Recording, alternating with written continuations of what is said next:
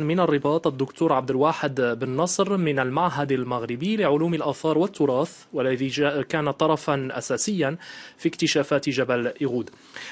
سيد عبد الواحد بن نصر، أهلا بك. أولا، هل فعلا المغرب مهد الإنسان العاقل؟ جوابي ليس تماما سأقول ضمنيا. قد لا يسمح الوقت لشرح كل هذا، لكن بإمكاني أن أقول بأن بقايا الإنسان العاقل المستخرجة من موقع جبل إيغود، والتي تؤرخ كما ذكرتم ب 300 ألف سنة قبل الحاضر، بأنها أقدم بقايا تعود للإنسان العاقل المعروفة حاليا على الصعيد العالمي. نعم. أقدم نقطة في حياة الإنسان العاقل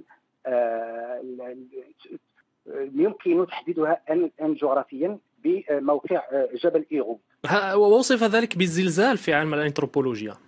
بطبيعة الحال، لأن أصل الإنسان إلى حدود الساعة عند المختصين كان محدد 200 ألف سنة قبل الحاضر، والانتقال من 200 ألف سنة إلى 300 ألف سنة مرة واحدة 100 ألف سنة ليست بالشيء الهين.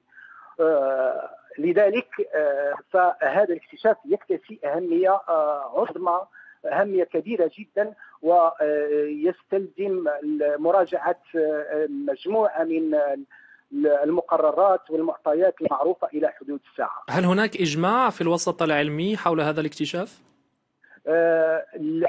في اعتقادي أو من وجهة نظري الوصول إلى جورنال نيتشر، نشر بهذه المجلة العلمية، هو في حد ذاته مقياس لهذا الاعتراف. هو اعتراف لا نقاش فيه الآن، لأن من وراء هذه المجلة هناك مختصين من العياط ثقيل. لا يمكن أن تصل نتائج معينة لكي تنشر بهذه المجلة قبل أن تتوفر فيها جميع شروط المصداقية. نعم سيد عبد الواحد، فهي باختصار لو سمحت، هل من المتوقع أن تكون هناك أعمال ودراسات أخرى في جبل إيغود في منطقة اليوسفية؟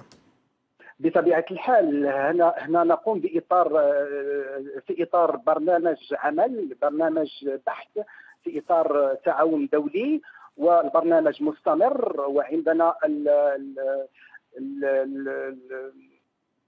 مستقبلا ان شاء الله في شهر اكتوبر سنقوم بحفريات جديده. الاشغال مستمره في افق العثور على بقايا جديده لكي تكون عندنا مجموعه متكامله من هذه البقايا. نعم. المهمه. شكرا لك الدكتور عبد الواحد بن نصر من المعهد المغربي لعلوم الآثار والتراث، كنت معنا من الرباط.